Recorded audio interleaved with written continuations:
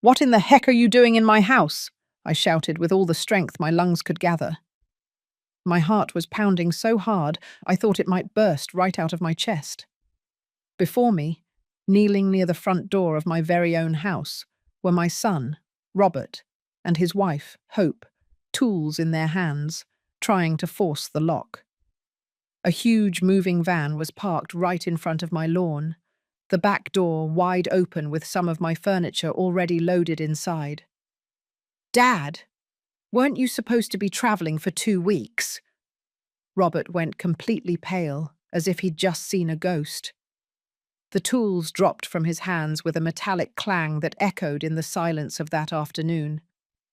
"Father-in-law, we were just—" Hope stammered, her eyes darting nervously between the truck and me, desperately searching for some believable excuse. But let me tell you how I got to this moment. Let me tell you how a simple change of plans turned into the most painful revelation of my life. My name is Frank Miller. I'm 67 years old, and I've been a widower for 5 years. My wife, Mary Ann, was the love of my life for 42 years of marriage. When she passed away, I thought I would never feel that kind of deep, heartbreaking pain again. I was wrong, because the pain I felt that afternoon, looking at my only son trying to rob me, was different. It was a betrayal that cut deeper than anything else. That morning had started like any other. I got up early at 6:00 o'clock, as always. I brewed my coffee and checked my suitcase for the third time. I had planned this trip for months. My younger sister, who lives in Boston, had insisted that I come to visit her.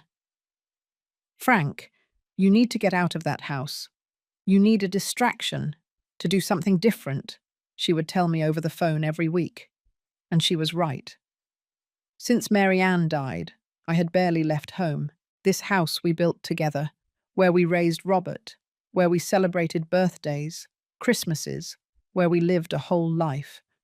Every corner held a memory, every room told a story. The taxi arrived on time at 8:00 a.m. I took one last look at my house, locked the door, and put the keys in my pocket. Robert knew I was going on a trip. We had talked about the trip 2 weeks before. He had even come to visit me the day before, to say goodbye and wish me a good trip. Now I understand that visit had a completely different purpose.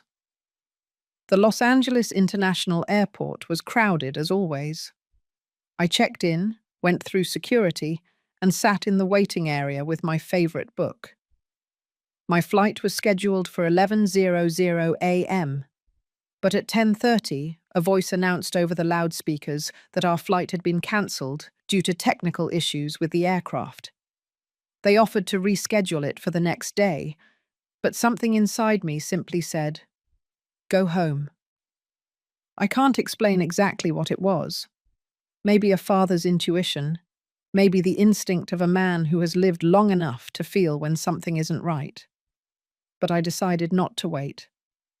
I grabbed my suitcase, left the airport, and called another taxi to head back home. The trip back took 40 minutes. I looked out the window, watching the familiar streets of my city go by, thinking that maybe I could try to catch the flight the next day, or maybe it was a sign that I shouldn't travel at all. Mary Ann always said I was very superstitious, but she also believed in signs of destiny. When the taxi turned onto my street, something immediately caught my attention. There was a big truck parked right in front of my house. It was one of those moving trucks you rent by the day. My first reaction was to think that maybe a neighbor was moving, but as I got closer, my stomach clenched. The truck was parked exactly in front of my driveway, and the back door was open.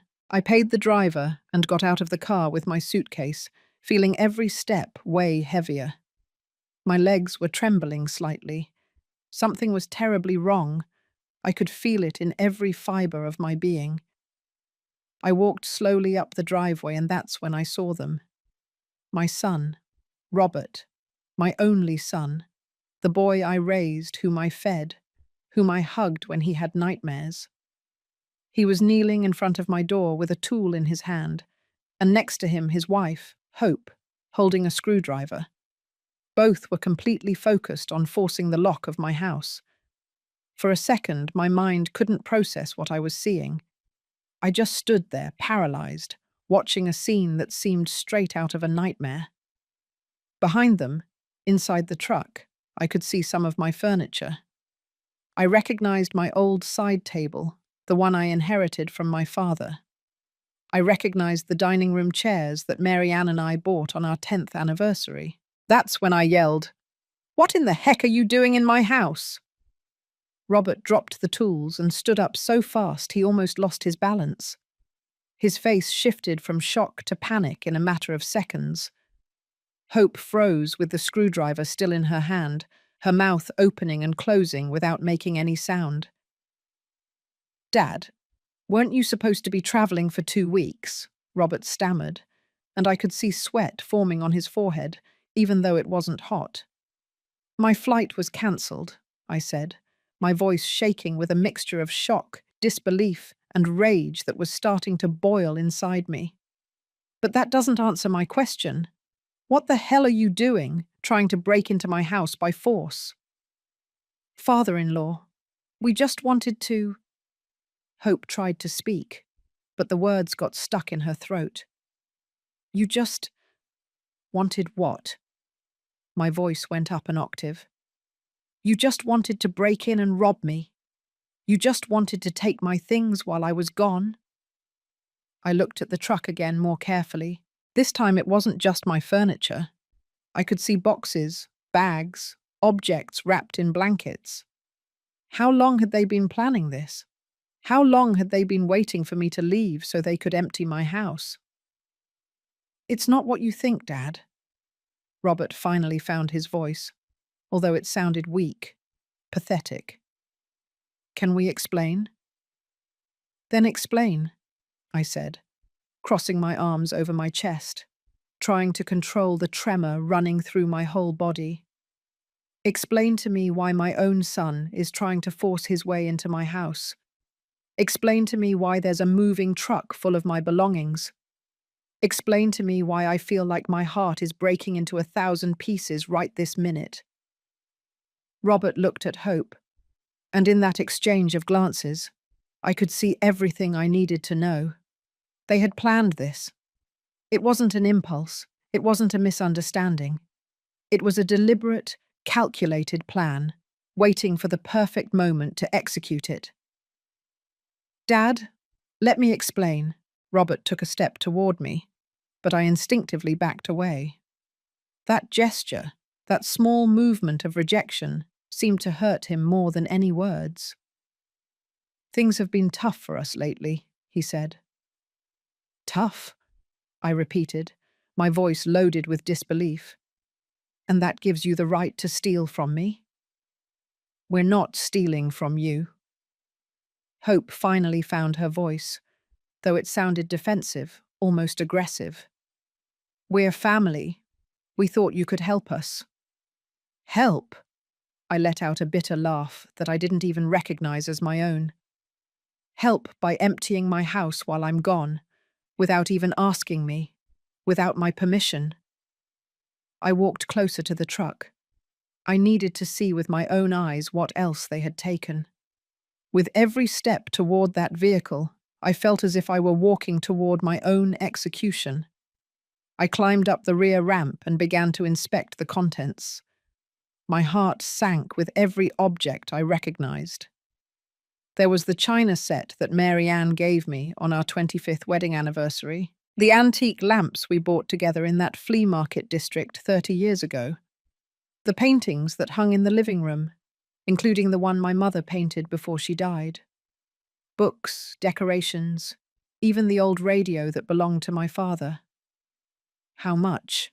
I asked without turning to look at them. My voice was barely a whisper. "How much did you think you'd get selling my whole life?" "Dad, please." Robert's voice sounded broken behind me. I turned to face them, and the tears I had been holding back began to roll down my face. I have a very simple question, Robert. Just one question, and I want the truth. Is this the first time? The silence that followed was deafening. Robert couldn't look me in the eye. Hope was biting her lower lip, staring at the floor. Answer me, I demanded, my voice trembling. Is this the first time you've entered my house without my permission? Hope began, but Robert interrupted her. No, he finally admitted, and with that single word, I felt as if the air had been sucked out of my lungs. We've been here before, when you went to the store, when you visited Tom, when you went to your doctor's appointments. I leaned against the side of the truck. I needed something to hold me up because my legs were threatening to give way. How many times? I asked. I don't know, Dad. Several times in the last 3 months.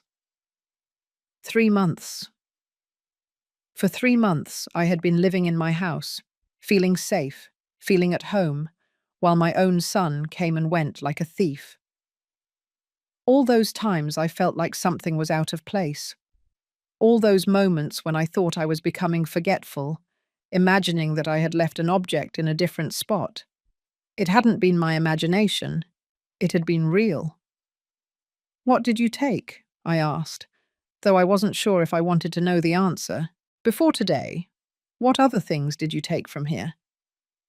Hope and Robert exchanged another look, that silent communication of couples who have shared secrets. Small things, Hope murmured. Things we thought you wouldn't notice right away. Like what? I insisted, feeling the rage bubbling up in my chest again. Some jewelry, Robert admitted, his voice barely audible. Some silver candlesticks. Some old books we thought would be valuable. Every word was like a direct blow to my heart. Mary Ann's jewelry, I whispered. The pearl earrings she left me before she died. The necklace she wore at our wedding. I thought I had lost them. I searched all over the house for weeks. We needed them, Dad, Robert tried to justify. We had debts. We had to pay. Could you have asked me for help? I exploded, my voice echoing throughout the street. I'm your father, Robert. If you needed money, if you were in trouble, you could have told me. But instead, you decided to steal from me. You decided to betray my trust in the worst way possible. We knew you didn't have much money, Hope interjected, and there was something in her tone that made me look at her more closely.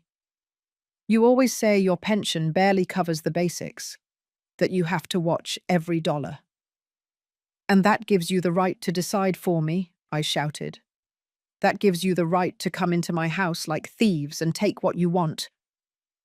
I stepped down from the truck and walked toward the door of my house. I needed to go inside. I needed to see what else had been violated, what else had been touched by hands I thought loved me. I took my keys with trembling hands and unlocked the door. The inside of my house looked normal at first glance, but when you look carefully, when you know every corner of your home, you can see the absences. I could see the empty spaces where my things used to be. The shelf where I kept my grandmother's crystal figurine collection was empty. The cabinet where Mary Ann kept her collection of antique clocks had the doors open and the shelves bare. I walked toward my bedroom. Robert and Hope followed me at a distance, not daring to get too close. I opened the drawer of my dresser, the drawer where I kept my most precious treasures. It was practically empty. The locket, I said, my voice sounding hollow and dead. The gold locket that Mary Ann gave me on our last anniversary, with photos of us when we were young. Where is it? Silence. Where is it? I yelled, turning back toward them with a fury I had never felt before.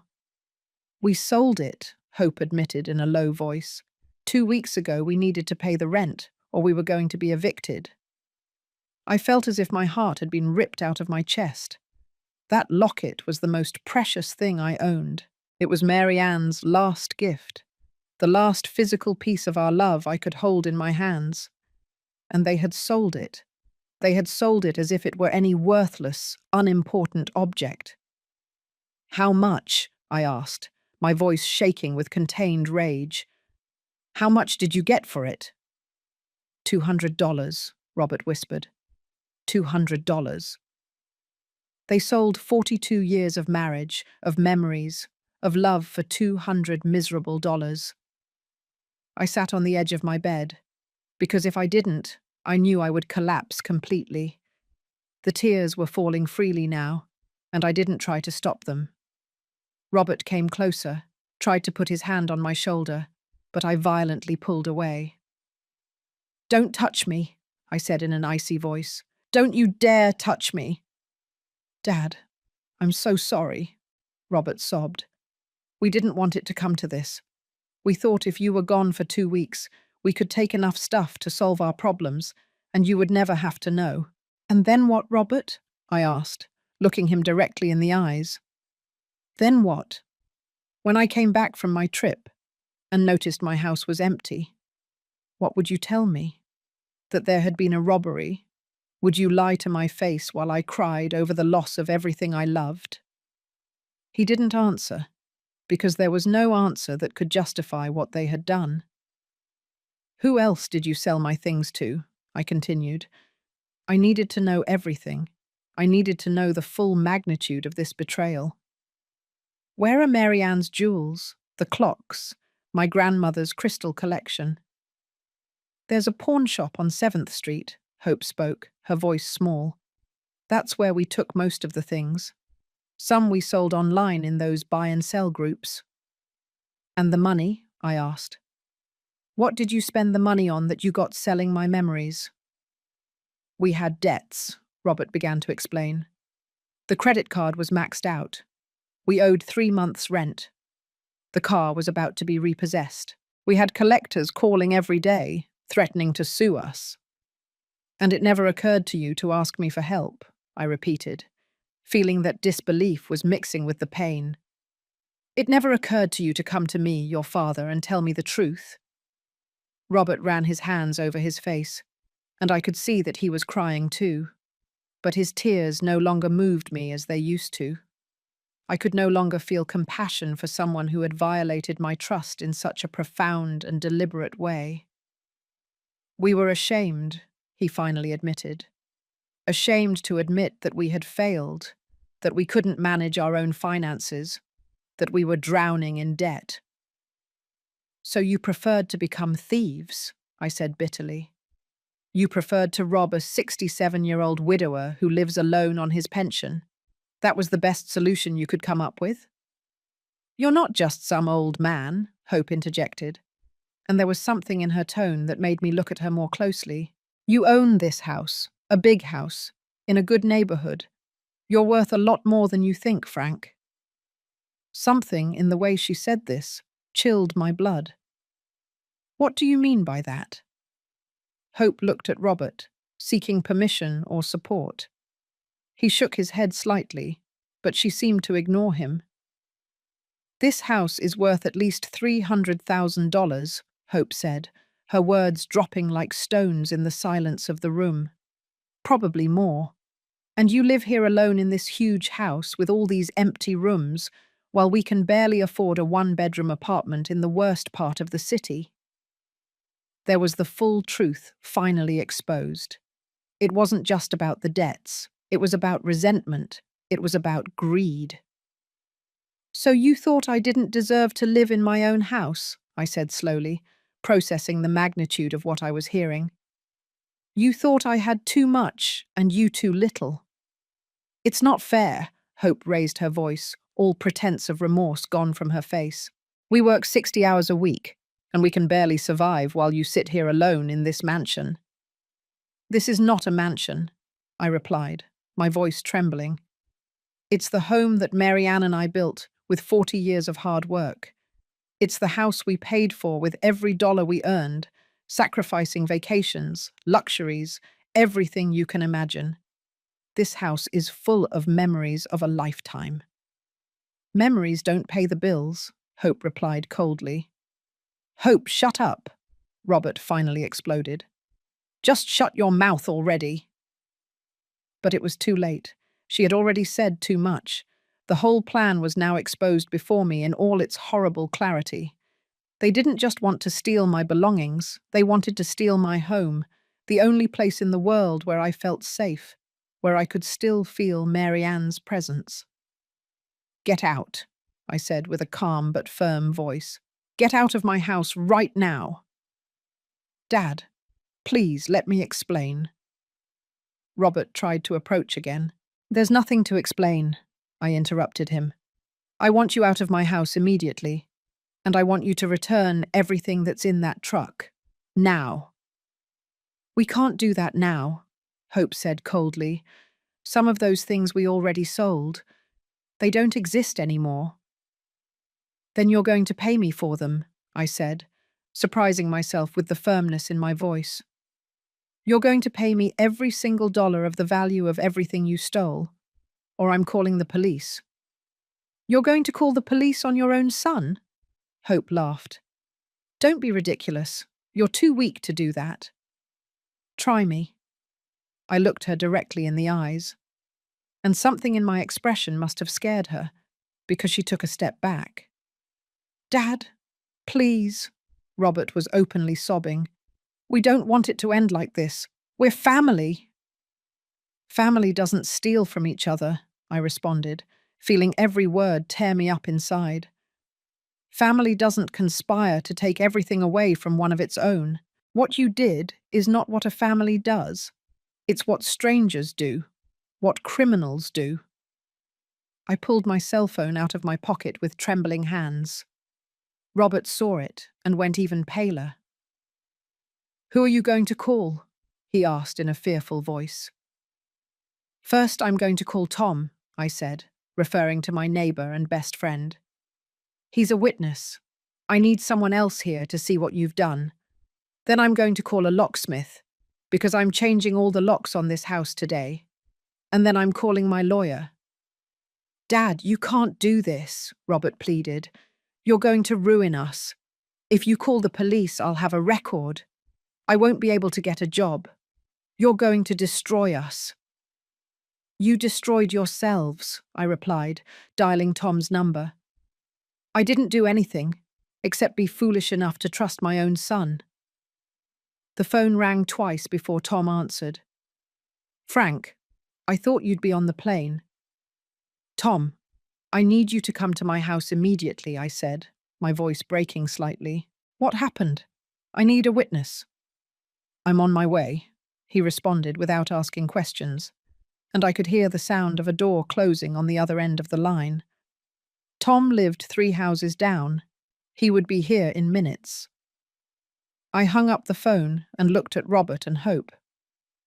You have 2 options. You can stay here and wait for Tom to arrive, and then we call the police together. Or you can start putting everything in that truck back right now. And maybe, just maybe, I'll consider not pressing charges. That's blackmail, Hope spat the words. I didn't correct her. It's justice.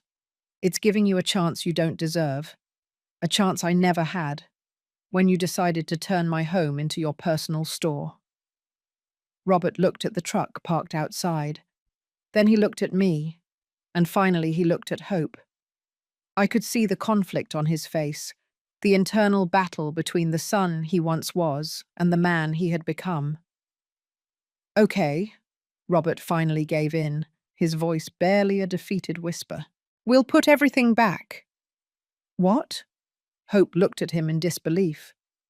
Robert, you can't be serious. Enough, Hope. Robert ran his hands over his face, looking exhausted and defeated. This has gone too far, much farther than it should have. I can't believe you're giving up like this, Hope looked at him with contempt. I knew you were weak, but this… I'm not weak, Robert interrupted her, his voice taking on a tone I had never heard before. I'm a thief. I'm someone who betrayed his own father. That's not strong, Hope. That's being a coward. For the first time since I arrived, I saw some genuine remorse in my son's eyes. But it was too late. The damage was done. The trust was broken. And I wasn't sure if it could ever be repaired. "Start taking the things out of the truck," I ordered, crossing my arms. "Everything, down to the last object." Robert nodded and walked out of the house. Hope followed him, but not without giving me a look full of pure resentment. I stayed in my bedroom, looking at the empty drawer where my most cherished treasures used to be, feeling a void in my chest that I knew no returned object could fill. I heard hurried footsteps outside, and then Tom's familiar voice. "Frank, where are you?" "In my bedroom," I called out. Tom appeared in the doorway, breathless from running. He was a man my age, 65 years old, with short grey hair and insightful eyes that missed nothing. He had been my neighbour for 20 years and my best friend for 15. "What happened?" he asked, and then, "My God, is that Robert out there?" His eyes widened in surprise as he saw my son and his wife unloading furniture from the truck. "What is going on?" I told him everything, every painful detail, every devastating confession. Tom listened in silence, his expression shifting from surprise to disbelief, and finally to indignation. "That ungrateful jerk," he growled when I finished. "That miserable after everything you've done for him." "I don't know what to do, Tom," I admitted, feeling the tears threaten to return. "He's my son, my only son. How can I turn him in? How can I call the police and ruin his life?" "He ruined his own life." Tom put his hand on my shoulder. "And he almost ruined yours too, Frank. What they did is serious. It's not just theft. It's premeditated. It's systematic. They've been coming into your house for months." "I know," I whispered. "I know all that. But he's still my son." "And you're still his father," Tom replied firmly. "A father who deserves respect, love, and honesty. Not betrayal, not theft, not manipulation." We walked out together and headed to the front of the house. Robert and Hope were unloading the furniture with slow, resentful movements. They had already brought back several pieces, but the truck was still half full. "How much more is left?" I asked. "Quite a bit," Robert replied without looking me in the eyes. "It took us all morning to load. Then it will take you all afternoon to unload," I said without a trace of sympathy. "I want everything back in its exact place. Every piece of furniture, every box, every object." Tom stayed with me, a silent and supportive presence. We watched as Robert and Hope worked, sweating under the afternoon sun. The neighbours started to come out, curious about the truck and the unusual activity. I could see the glances, the whispered conversations, the speculation. Mrs. Henderson from next door approached cautiously. "Frank, is everything okay? I thought you were going on a trip." "The trip was cancelled," I replied briefly, not wanting to go into detail. "Oh, what a shame. Well, if you need anything—" She let the offer hang in the air before walking away, clearly sensing there was more to the story, but not daring to ask directly. 2 hours passed. The sun was beginning to set on the horizon when the truck was finally empty. I went inside the house to inspect, with Tom following me closely. The furniture was back, but everything looked different. It was no longer my safe sanctuary. Now it was a place that had been violated, invaded, profaned. "A lot of things are still missing," I said, looking at the empty spaces that still remained. "The jewellery, the clocks, the locket, the crystal collection." "We sold them," Robert admitted, walking in behind us. "We can't give them back because we don't have them anymore." "Then you're going to give me a list," I said in a firm voice. "A complete list of everything you sold, where you sold it, when, and for how much." And you're going to pay me the real value of each object, not the pittance you probably got at the pawn shop. We don't have that money, Hope protested. We told you we're broke. Then you'll get the money, I replied coldly. You'll get extra jobs, you'll do whatever it takes, but you will pay me every dollar. And if we can't, Hope challenged me. Then I'm pressing charges, I said simply. I have a witness now, I pointed to Tom. I have evidence of attempted breaking and entering. I have your confession recorded. I lifted my cell phone and watched as both of them went pale when they realized I had been recording the entire conversation since Tom arrived. That's cheating, Hope accused. No, Tom intervened in an icy voice. That's smart. It's protecting yourself from people who clearly have no scruples. Robert slumped onto the couch, looking completely defeated. How much time do we have? You have 1 month, I decided right then. 1 month to get the money and return the value of everything you stole, or I'm going to the police with everything I have. 1 month isn't enough, Hope protested. The debts we have total more than $15,000, and that's not counting what we owe you. That's not my problem, I said, and every word hurt because I knew I was closing a door, possibly forever. You had 3 months to steal from me. You have 1 month to compensate me. You're cruel, Hope spat the words. I didn't correct her. I'm fair, I replied. Something you clearly don't understand. I picked up my phone again and dialed another number.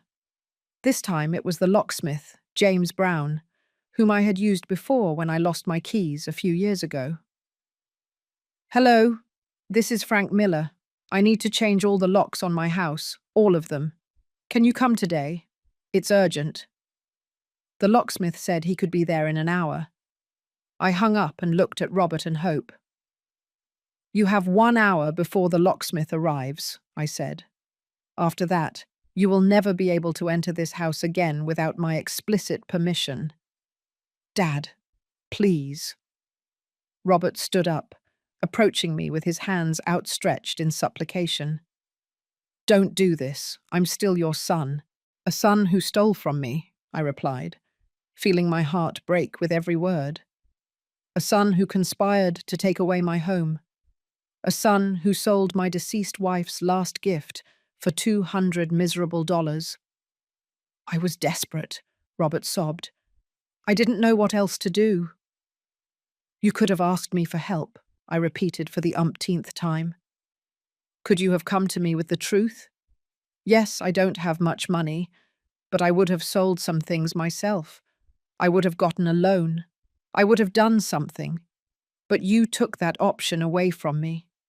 You took away my right to decide about my own life, about my own belongings. I'm sorry, Dad. Robert was openly weeping now. I am so sorry. I don't know what I was thinking. You were thinking about yourself, I said sadly. Only about yourself. Tom gently took me by the arm. Frank, why don't you sit down? You've had a terrible day. I sat down, suddenly feeling exhausted. The whole weight of the day, of the shock, of the betrayal, fell upon me like a giant wave. I sat on my favourite couch, the one Mary Ann and I had bought together so many years ago, and closed my eyes. I listened to Tom talk to Robert and Hope in a low but firm voice, making it clear that he would stay there until they left.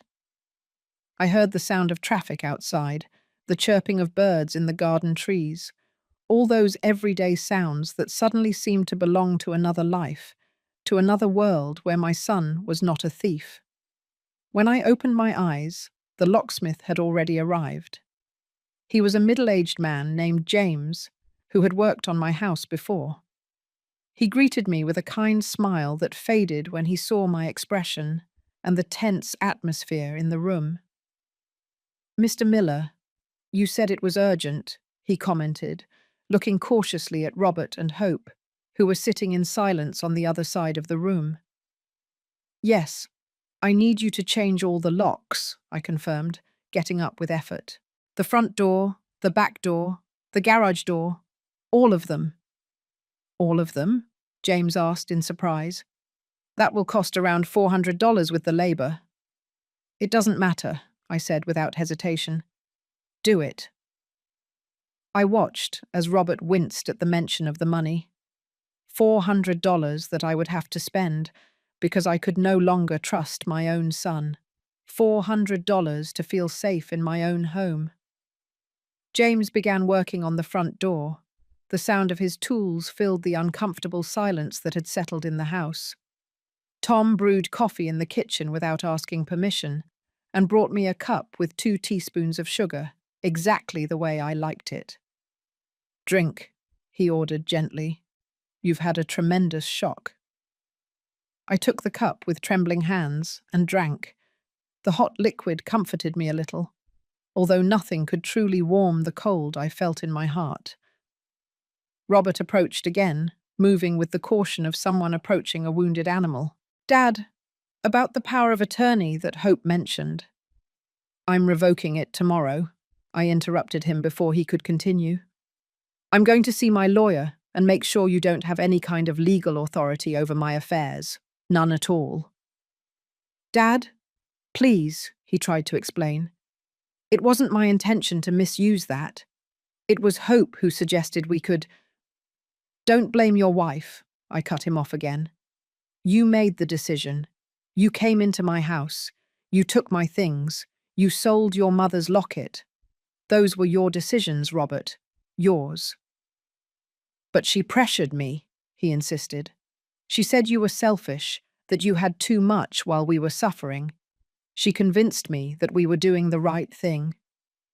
And you believed her? I asked in disbelief. You really believed that robbing your widowed father was the right thing to do? Robert didn't answer, but his silence was answer enough. Hope stood up abruptly. I'm not going to stay here listening to you blame me for everything. Robert is an adult. He made his own decisions. You're right, I agreed, surprising her. He is an adult who made terrible decisions. But you encouraged him. You manipulated him. You pushed him to betray his own father. I didn't manipulate him, Hope protested. I just opened his eyes to reality. The reality that his father lives like a king while his son can barely pay the rent. Like a king, I repeated, feeling the rage bubble up in my chest again. Living like a king. I cook my own meals because I can't afford to eat out. I wear the same clothes for years because I can't buy new ones. I clip coupons and wait for sales to buy groceries. Is that living like a king? You have a $300,000 house, Hope replied. A house I paid for over 30 years with the sweat of my brow and my wife's, I replied, my voice trembling. A house I don't plan to sell or mortgage because it's the only thing I have left of my life with Mary Ann. It's my home, my sanctuary, my refuge. It's a wasted investment, Hope said coldly. For you, maybe, I said. For me, it's my life. James finished with the first lock and started with the back door. Every sound of his work was like a nail in the coffin. Every new lock was another barrier between us. What happens now?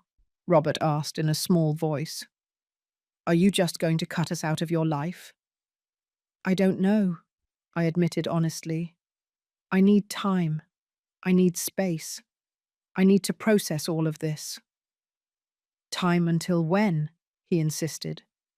A week? A month? A year? I don't know, Robert, I repeated, feeling the tiredness in my bones. I don't have the answers right now. I just know that I can't look at you without feeling this betrayal eating away at me inside. We're your family, he said desperately. And you treated me worse than a stranger, I replied. You treated me like a target, like a source of easy money, not like a father, not like a person. Tom reappeared with more coffee. This time he also brought me water. Frank, do you want them to leave? I can ask them to wait outside while the locksmith finishes. I looked at Robert and Hope. My son looked destroyed, with red, swollen eyes from crying so much. Hope looked resentful but defeated, knowing she had lost this battle. Part of me wanted to kick them out immediately, never see them again.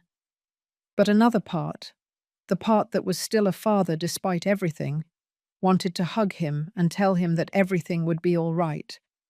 But I couldn't do that. Not yet. Maybe never. They can stay until the locksmith finishes, I decided. But after that, I want you to leave and not come back without calling first. If you show up here unannounced, I will call the police. You would call the police on your own son? Robert asked in disbelief. After today, I don't know what you're capable of, I replied with brutal honesty. So yes, I would call the police if I needed to protect myself. Those words seemed to hit him harder than anything else I had said. He sank back onto the couch, his head in his hands, silently sobbing. James worked for another hour, changed 3 locks in total, and gave me a complete set of new keys. He also offered to install additional security locks, but I declined. I had spent enough money for today.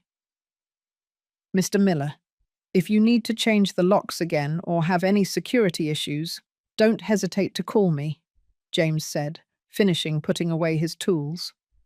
He gave me his card and a compassionate look that suggested he had understood more of the situation than I would have liked. I paid him in cash, money I had saved for emergencies. I never imagined an emergency would be protecting myself from my own son. After James left, I turned to Robert and Hope. It's time for you to go. Robert stood up slowly like a man walking toward his execution. Dad, can I at least give you a hug? Can I at least say goodbye properly? I looked at my son, the boy I had raised, the baby I had held in my arms, the teenager I had helped with homework, the young man I had watched marry Hope with love, and I felt nothing, a void where unconditional love used to be. No, I said simply. Right now I can't stand for you to touch me. I saw the pain in his eyes, and a small, cruel part of me rejoiced. I wanted him to feel even a fraction of the pain I was feeling. I understand, Robert whispered. Dad, I'm sorry. I am so sorry about all of this. I know these words mean nothing now, but I'm saying them anyway. You're right, I said with a hollow voice. They mean nothing. Hope said nothing, simply picked up her purse and walked toward the door. Robert followed her after one last look at me, a look full of remorse and desperation. Remember, I said before they left, you have 1 month. 1 month to get the money and return what you stole. Otherwise, I'm going to the police with everything. We'll get it, Robert promised, though his voice lacked conviction. And then they left. I heard the sound of footsteps walking away, the moving truck engine starting, the vehicle driving down the street. And then, for the first time all day, there was silence. Tom closed the door and engaged the new lock. The sound was definitive, final. Frank, he said softly, coming to sit next to me. Are you okay? No, I admitted. And finally, I allowed the tears to flow freely. I'm not okay at all. Tom hugged me as I cried. I cried for the lost innocence, for the broken trust, for the relationship that might never be repaired. I cried for the son I thought I had, and for the man he had truly become. I cried for Mary Ann, wishing she were here, wishing she could tell me what to do. Let it out, Tom murmured, patting my back like a father would. Cry all you need to, you've earned it. I don't know how long we stayed like that. The sun had completely set when I finally pulled away from him. My eyes were swollen and my throat was sore from sobbing. "Thank you," I whispered, drinking the water slowly. "Thank you for being here. I don't know what I would have done without you." "You don't have to thank me," Tom responded firmly. "That's what friends do. Real friends." That word, real, resonated in my mind. Real friends, real family. What did those words truly mean? I had thought that family was sacred, that blood was thicker than water, that a son would always be a son. But today had taught me that family could betray you as deeply as any stranger. Perhaps more deeply because you trusted them in a way you would never trust anyone else. "Do you need something to eat?" Tom said, getting up from the couch. "I bet you haven't eaten all day." He was right. My last meal had been breakfast that morning, a lifetime ago, but the idea of eating made my stomach churn. "I'm not hungry," I protested weakly. "I don't care." Duh. Tom was already in the kitchen, opening the refrigerator. "You're going to eat, even if I have to put it in your mouth myself. You've had a tremendous shock, and you need to keep your strength up." He made a simple sandwich for me and heated up some soup he found in the pantry. He forced me to eat while he sat across from me, watching me like a hawk.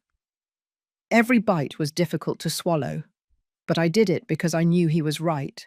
I needed to keep my strength for what would come next. "What's the plan now?" Tom asked when I finished eating. "Tomorrow I'm going to see my lawyer," I said, having thought about this for the last few minutes.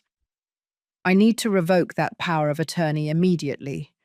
Then I need to do a full inventory of everything that was stolen and estimate the real value." "Can I help you with that?" Tom offered. "I have a good memory for details. I remember a lot of the things you had." "Thank you," I said, feeling a wave of gratitude for this man who had shown up without asking questions, who had stayed by my side throughout this horrible day. "I also need to decide if I'm really going to press charges if they can't pay me back." "You have doubts?" Tom asked in surprise. "He's my son, Tom," I sighed. "I know what he did. I know he has no excuse, but he's still my son. How do I send my own son to jail?" "You wouldn't be sending him," Tom responded gently but firmly. "He sent himself with his actions. You are just protecting your rights, your property, your safety."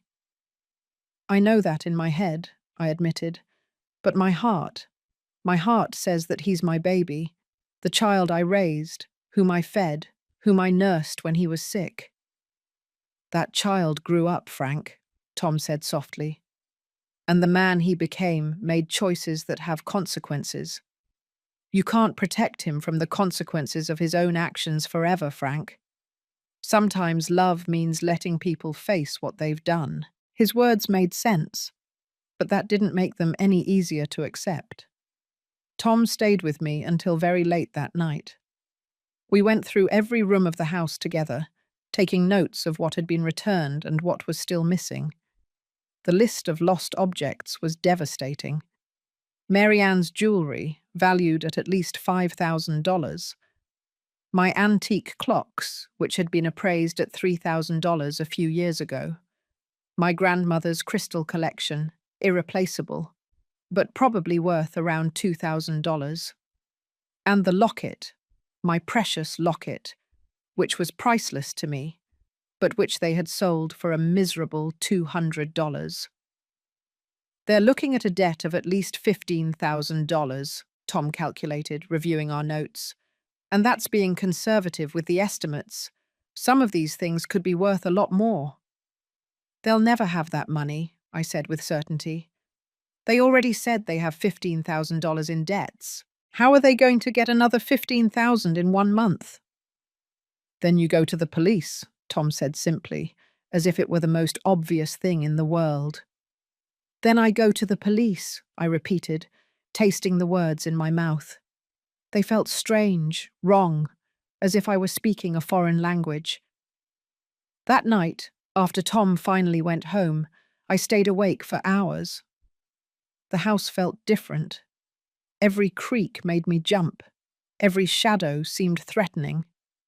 This place, which had been my sanctuary for decades, now felt like a violated and unsafe space. I got up and checked all the locks 3 times, then 4 times, then 5. I knew it was irrational, that the locks were new and secure, that Robert and Hope no longer had the keys, but I couldn't stop. The fear had settled into my bones in a way I couldn't shake. Finally, around 3:00 a.m., I fell asleep on the couch, with all the lights on, unable to bear the thought of sleeping in my bedroom, where much of the confrontation had taken place. I woke up with the sun streaming through the windows and my body aching from sleeping in an uncomfortable position. For one blessed moment, I didn't remember anything. Then it all came back at once like a cold wave, and I had to breathe deeply several times to keep from starting to cry again. I forced myself to get up, make coffee, and follow a normal routine, even though nothing was normal. I called my lawyer, Gilbert Fernandez, as soon as his office opened at 9:00 a.m. "Mr. Frank Miller, what a surprise," he said with his most friendly and professional voice. "How can I help you?" "I need an urgent consultation," I said, trying to keep my voice steady. "I need to revoke a power of attorney and possibly discuss pressing criminal charges." There was a pause on the other end of the line. "Criminal charges? Is everything all right?" "No," I admitted to him. "Nothing is all right, but I prefer to discuss it in person. I can see you this afternoon at 2. Does that work for you?" "Perfect," I accepted. "I'll be there." I spent the next hours preparing for the meeting. I organized all my notes, the recording of the confrontation with Robert and Hope, the photos I had taken of the moving truck, and the objects being returned. Tom was right about being meticulous with the documentation. If this was going to end up with the police, I needed solid evidence. At 1:00, I put on my best suit, one that Mary Ann always said made me look powerful and sharp. I needed to feel powerful today. I needed to feel like I still had control over something in my life. Gilbert's office was downtown, in an old but well-maintained building. I had known him for years. He had handled the sale of our first house. He had helped with Mary Ann's will. He had been a constant presence in the important legal moments of my life. His secretary showed me in immediately. Gilbert stood up from his desk when I entered, and his concerned expression told me that something in my appearance revealed the trauma I had experienced. "Mr. Miller, please take a seat," he said, pointing to a comfortable chair across from his desk. Are you well?" "I'm not well," I said honestly, sitting down.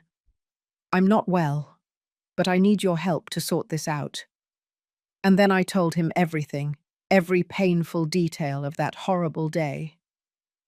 Gilbert listened without interrupting, taking occasional notes, his expression becoming more serious with each revelation. "This is serious, Mr. Miller," he said when I finished. "Very serious. We are talking about theft, possible document forgery, conspiracy. Your son could face years in prison." "I know," I whispered. "That's why I'm so devastated." "I understand your conflict," Gilbert said with compassion. "He is your son, but you also need to protect yourself. First, let's revoke that power of attorney immediately. I can prepare the documents today." "Thank you," I said with relief. "Second, we need to decide on the criminal charges," he continued. "You have solid evidence, the recording, your neighbor's testimony. The facts are clear, but once you press charges, there's no turning back. The legal process will run its course." "I gave them 1 month," I explained. 1 month to return the value of what they stole. Gilbert nodded thoughtfully, clasping his hands on his desk. 1 month is reasonable considering the circumstances, but we need to formalize this. It can't just be a verbal agreement. We need a legal document that clearly sets out the terms. What kind of document? I asked, relieved to have someone who knew how to handle this professionally. I will prepare a restitution agreement, Gilbert explained. In it, we will detail every stolen object, its estimated value, and the total amount they must return. We will also include a specific deadline, 30 days from the signing, and the consequences if they don't comply, which would be the immediate filing of criminal charges. Would they have to sign it? I asked. Yes, he confirmed. And we would need them to do it in front of a notary public. That makes it legally binding. If they don't sign, well, that in itself would be an admission that they know they did something wrong and are not willing to make amends. And if they sign but don't pay, my voice trembled slightly.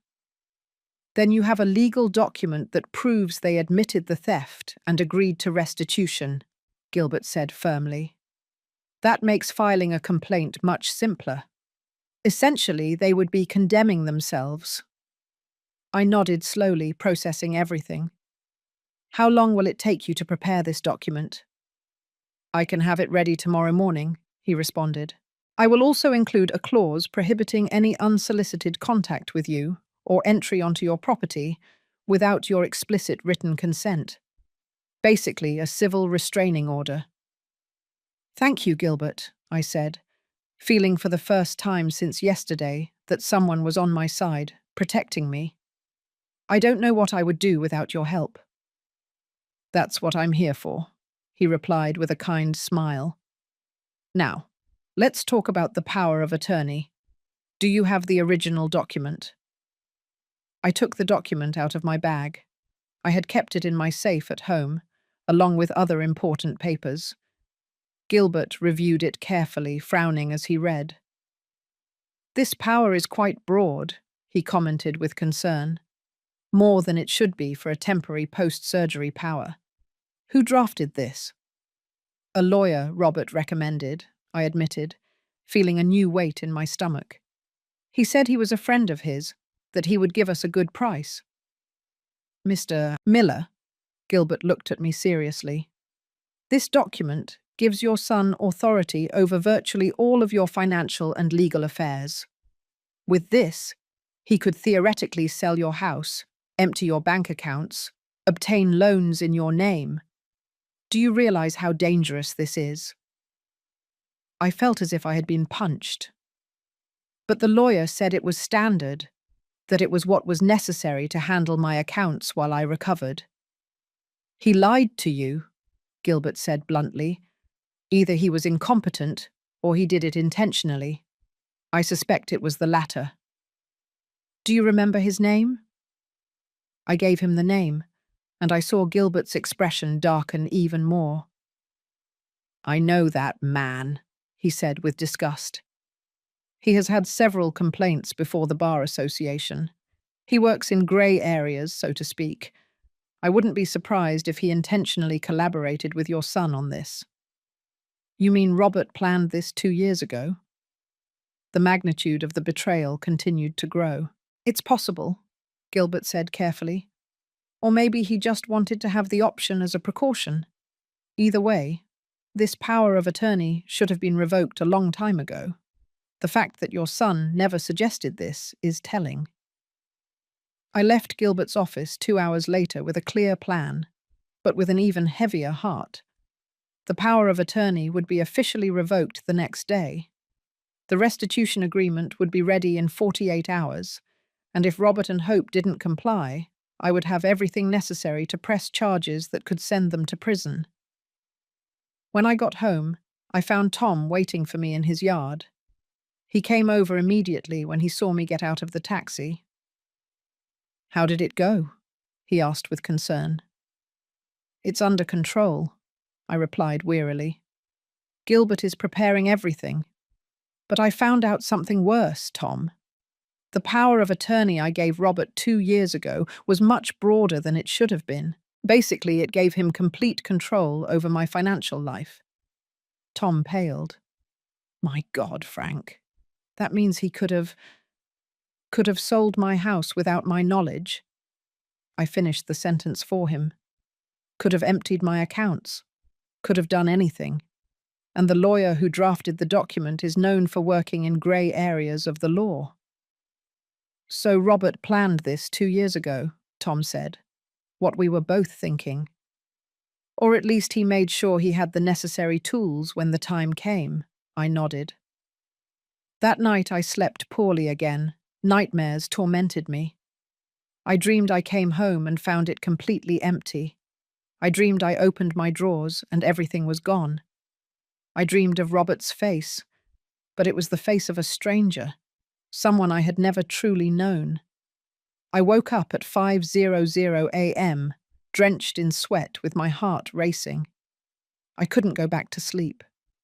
I forced myself to get up, make coffee, and sit in the kitchen, watching the sun rise through the window. My phone rang around 7:00. It was an unknown number. I hesitated before answering, but finally did.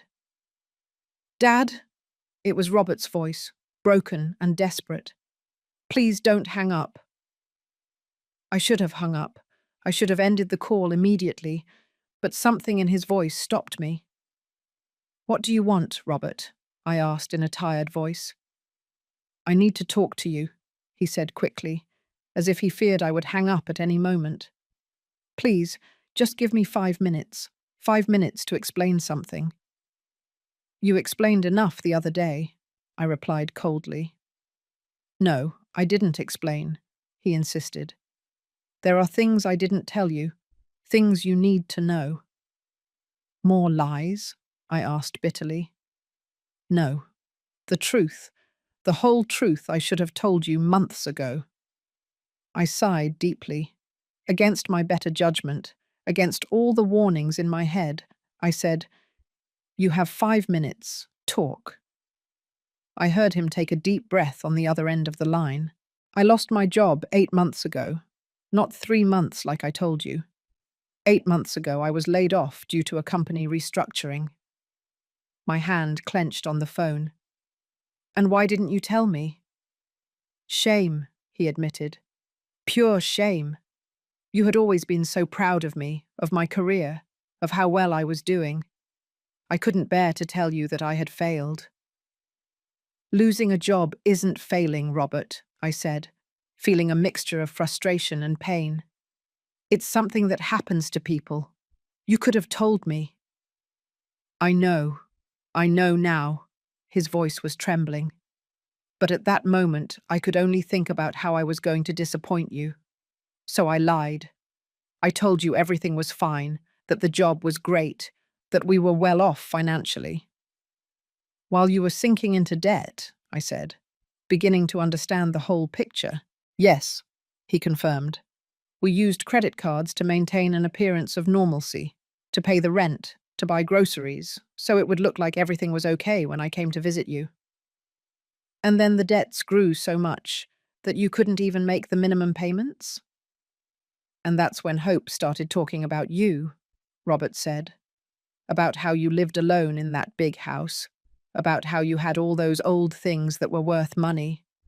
At first I ignored her, but the debts kept growing. The collectors wouldn't stop calling. We were about to be evicted." "And then you decided your father was the easy solution," I finished for him. "It wasn't like that," he protested weakly. "Or maybe it was. I don't know anymore, Dad. My head was so confused, I was so desperate.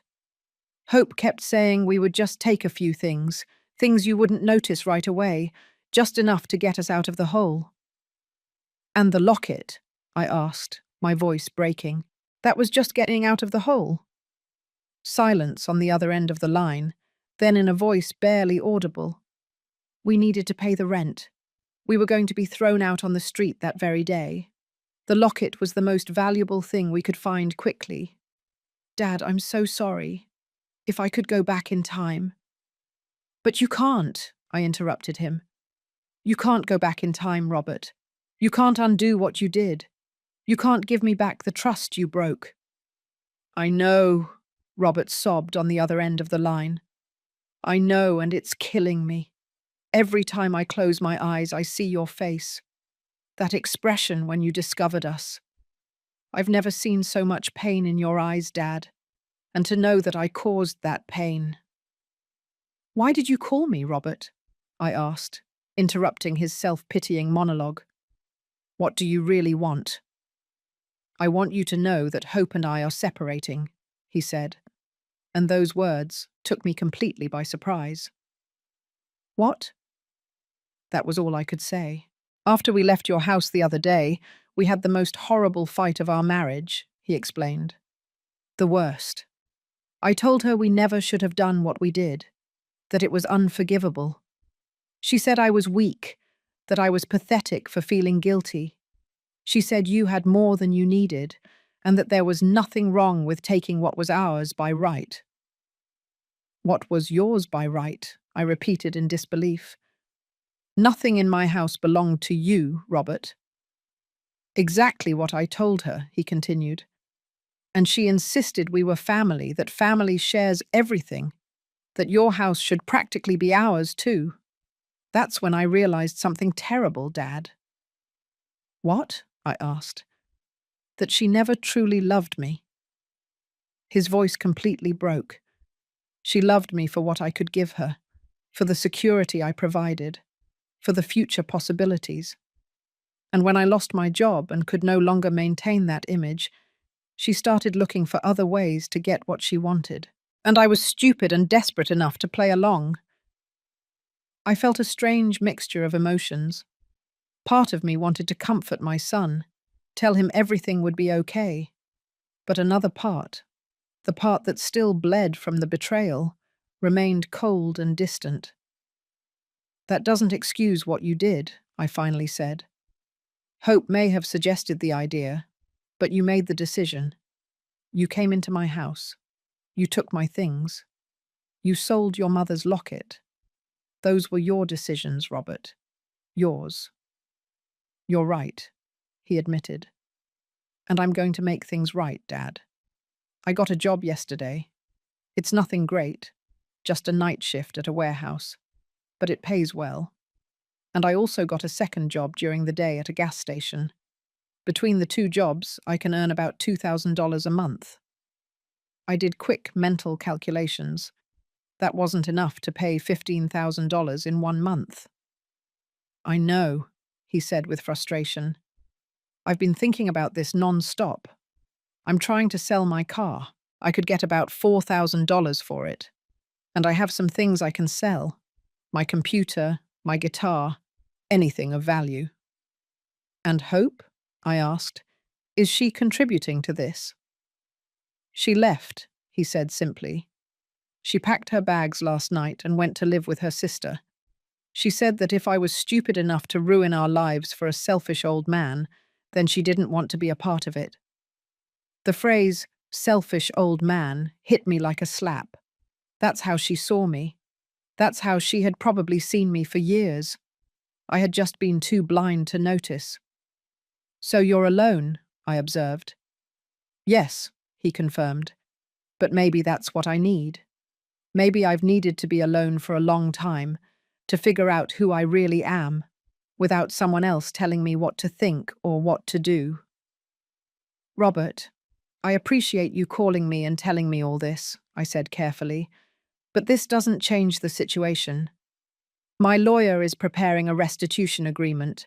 You will have to sign it in front of a notary public, and if you cannot pay the full amount in 1 month, I will have to press charges. I understand, he said with a resigned voice, and I accept it. Whatever you do, Dad, I accept it. I deserve whatever you decide to do. It's not about what you deserve, I replied, feeling the tiredness in every word. It's about protecting myself, making sure this never happens again. It will never happen again, he promised vehemently. I swear on Mum's memory that I will never do anything like this again. The mention of Mary Ann cut through me like a knife. Don't swear on your mother, I said with a trembling voice. Don't bring her name into this. She would be devastated if she knew what you did. I know, Robert sobbed. And that's what hurts the most, knowing that I not only disappointed my father, but also my mother's memory. We ended the call shortly after. There wasn't much more to say. Robert promised to be available to sign the agreement when it was ready. I didn't promise him anything. I couldn't promise forgiveness. I couldn't promise a repaired relationship. I could only promise that I would think about everything he had said. 2 days later, Gilbert called me to say the agreement was ready. Robert came to his office that afternoon, looking haggard and exhausted. He had dark circles as if he hadn't slept in days. He had lost weight. His clothes hung loosely on him. "Hi, Dad," he said when he saw me. His voice was barely a whisper. "Robert," I replied with a brief nod. Gilbert had us sit down and explained the terms of the agreement. Robert listened in silence, nodding occasionally. When Gilbert finished, Robert signed without asking questions, without trying to negotiate. His signature trembled slightly on the paper. "I understand that I probably won't be able to pay everything in 1 month," he said after signing, "but I want you to know that I'm going to try with everything I have. And if I can't, I'll accept the consequences. I'm not going to run away. I'm not going to hide. I will face what I did." I nodded, not trusting my voice to speak. Seeing him like this, so broken and defeated, broke my heart. Despite everything, he was still my son. That part would never change, no matter what he had done. The following weeks were the hardest of my life. Every day I woke up feeling the weight of the decision I would have to make. Robert called me weekly to report his progress. He had sold his car for $4,000. He had sold his computer, his guitar, his television, everything of value he owned. He had gotten a third job on weekends. He was working almost 80 hours a week, barely sleeping. "I've managed to raise $8,000 so far," he informed me in the third week. "I know it's not enough, but I'm trying, Dad. I promise you I'm trying." Tom came to visit me every day. He brought food, forced me to go for walks, kept me company. One afternoon, as we were having iced tea in my living room, he asked me the question I had been avoiding. "What are you going to do when the month is up?" he asked directly. "I don't know," I admitted. "Honestly, I don't know, Tom. I see how hard he's working. I see that he's genuinely remorseful. But that doesn't change what he did." "No, it doesn't change it," Tom agreed. "But you have to decide what's more important to you, justice or family." "Why can't I have both?" I asked with frustration. "Maybe you can," Tom observed thoughtfully. "But probably not in the way you expect. Justice doesn't always come from the courts, Frank. Sometimes it comes in other ways." His words gave me a lot to think about. I spent sleepless nights wrestling with my conscience. I thought about Mary Ann, what she would advise me to do. She had always been softer than me, more forgiving, but she had also been firm with boundaries and consequences. 1 week before the deadline expired, Robert showed up at my door. He had called first, asking permission to visit me. When I opened the door, I barely recognized him. He had lost at least 30 pounds. His face was gaunt, with deep lines of tiredness and stress. "Come in," I said, making room for him. He entered cautiously like a scared animal. He sat on the edge of the couch with his hands clasped between his knees. "I have $10,000, he said without preamble. "I know it's not enough. I'm short 5,000. I tried everything, Dad. I worked until I thought I was going to pass out. I sold everything I owned. I even tried to get a loan. But without a stable job and with my credit score ruined, no bank would give me anything." "Robert," I began, but he raised his hand. "Let me finish, please," he pleaded. "I know the agreement says that if I don't pay the full amount, you will press charges, and I understand that. I accept it. But before you do, I need to tell you something. I'm listening, I said softly. These last 30 days have been the worst of my life, he began, his voice trembling. But they have also been the most revealing. Working all these jobs, living with almost nothing, having time to think about what I did, about who I had become. I realized something, Dad. What? I asked. I realized that I had lost my way a long time ago, he continued, tears streaming down his face. Mum died, and I didn't know how to handle it. Instead of talking to you, instead of processing my grief, I just buried it. I focused on work, on pretending everything was fine, on being what I thought I should be. I felt my own throat closing up. We hadn't really talked about Mary Ann's death, not the way we should have. We had both suffered in silence, each trying to protect the other. And then I met Hope, he continued, and she was so sure of herself, so determined. She made me feel like I could be strong again.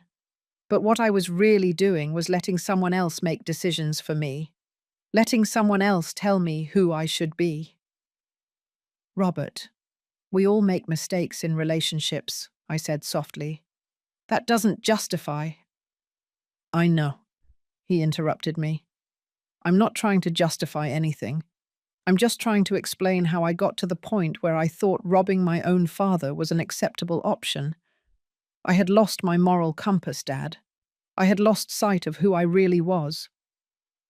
He wiped the tears with the back of his hand, a gesture so familiar from when he was a child that I felt a sharp pain in my chest.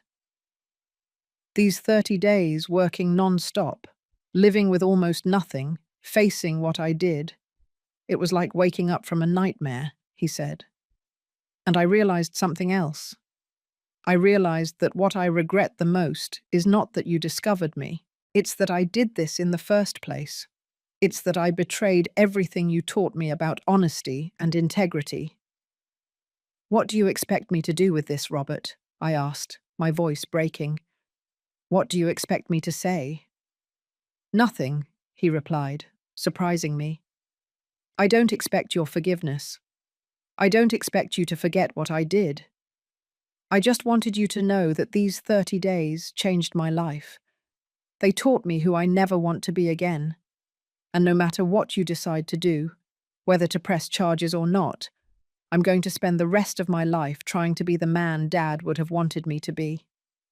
We sat in silence for a long moment. I could hear the wall clock ticking. The same clock Mary Ann and I had bought on our trip to Europe 25 years ago. Every tick seemed to mark the weight of the decision I had to make. Do you still have the $10,000? I finally asked.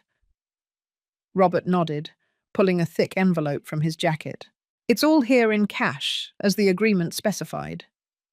I took the envelope, feeling its weight in my hands. $10,000.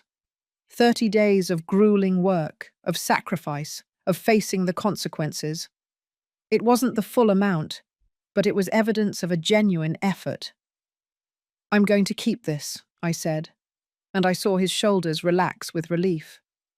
But I'm not going to press charges. Not yet. What? His voice was full of cautious hope. Listen to me carefully, Robert, I said firmly. I am not forgiving what you did. I'm not saying it's okay. I'm saying I see your effort.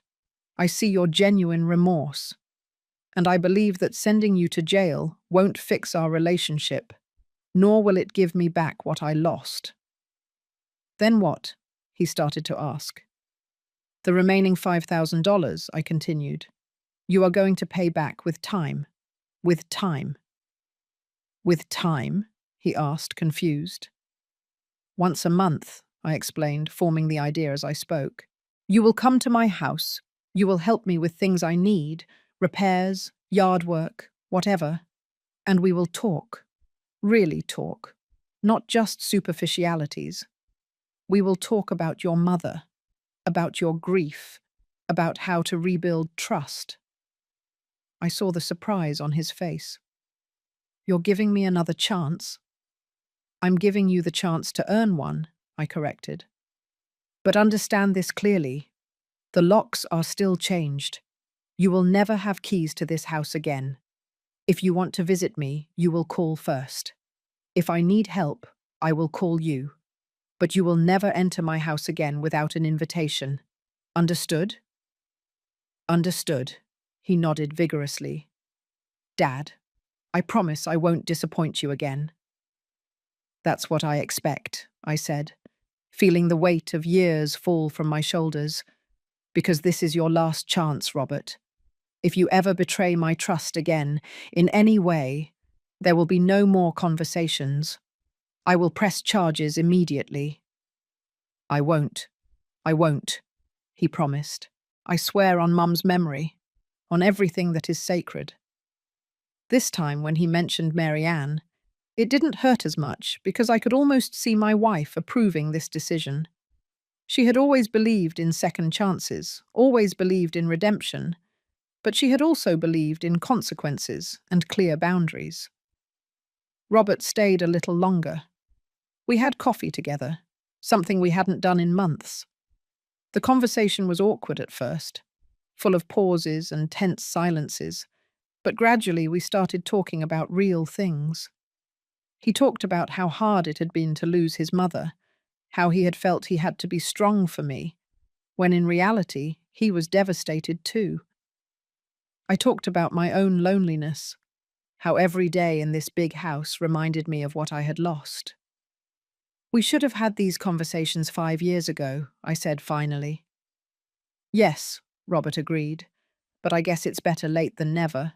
When he left that night, I hugged him for the first time since the day of the confrontation. It wasn't like before. There wasn't that unconditional warmth and trust, but it was a start. A small step towards something that perhaps with time and effort it could heal. Tom came to visit me the next day, curious to know what I had decided. I'm not pressing charges, I told him, at least not for now. Are you sure? He asked, studying my face carefully. No, I admitted. Honestly, I'm not sure of anything. But I am sure that sending my son to jail won't give me back what I lost. It won't give me back Mary Ann's locket. It won't give me back the trust. It would only add more pain to an already painful situation. You're stronger than you think, Tom said, taking my hand. And wiser. I don't feel wise, I sighed. I feel tired. Forgiveness is tiring, Tom observed. But resentment is more tiring, and resentment lasts longer. He was right, as always. In the weeks that followed, Robert kept his word. He called before every visit. He came once a week to help with household chores. He fixed the garden fence that had been broken for months. He cleaned the gutters. He painted the guest room, which had needed a fresh coat of paint for years. And we talked. We talked about Mary Ann, about the good times and the difficult ones. We talked about his childhood, about the memories we shared. Slowly, very slowly, we began to rebuild something. It wasn't what we had before. That was lost forever. But it was something new, something built on honesty and clear boundaries instead of assumptions and blind trust. Months later, as I sat in my living room on a quiet afternoon, I realized the house felt different. It no longer felt violated or unsafe. It felt like my home, but a home I now protected with greater care. The new locks were not just metal and mechanisms. They were symbols of healthy boundaries, of necessary protection. I thought about everything I had lost. Mary Ann's jewelry, my clocks, the precious locket. I would never get them back. That pain would remain forever. But I had also gained something. I had gained knowledge of my own strength. I had learned that love doesn't mean allowing yourself to be hurt. I had learned that forgiving doesn't mean forgetting or pretending that nothing happened. I stood up and walked toward the front door, passing my hand over the new lock. I remembered the words Tom had said months ago, words that now resonated with deep truth in my heart. Not every closed door is resentment, I whispered to myself. Some are protection. I closed my eyes and could feel Mary Ann's presence around me, in every corner of this house we built together. And I knew with a deep certainty that she would be proud of me, not necessarily for forgiving our son, but for protecting myself first, for setting boundaries, for knowing that true love includes respect, and that respect requires limits. Outside, the sun was beginning to set, painting the sky with shades of orange and pink. It was the end of a day, but also the beginning of something new, a new way of living, perhaps more cautious, but also more conscious, stronger, more mine. And for the first time in a long time, I felt at peace. 3 years later, Robert and I have a different but solid relationship. He has never had keys to my house again, but he hasn't asked for them either. He has slowly rebuilt his life, found a stable job, moved into a small but decent apartment. He never remarried. Every month he keeps his promise. He comes, he helps, we talk. Sometimes they are difficult conversations, sometimes they are moments of genuine connection, but they are real, honest, built on a foundation of mutual respect and clear boundaries. Did you enjoy my story? Where are you watching us from? Let's connect in the comments. If you liked the story, you can support me by sending a super thanks so I can keep bringing more stories like this. I truly appreciate your support. I look forward to your comments on the story. In the video, you can see 2 new life stories that I highly recommend. There's a lot more on my channel. Don't forget to subscribe. Until the next life story with love and respect.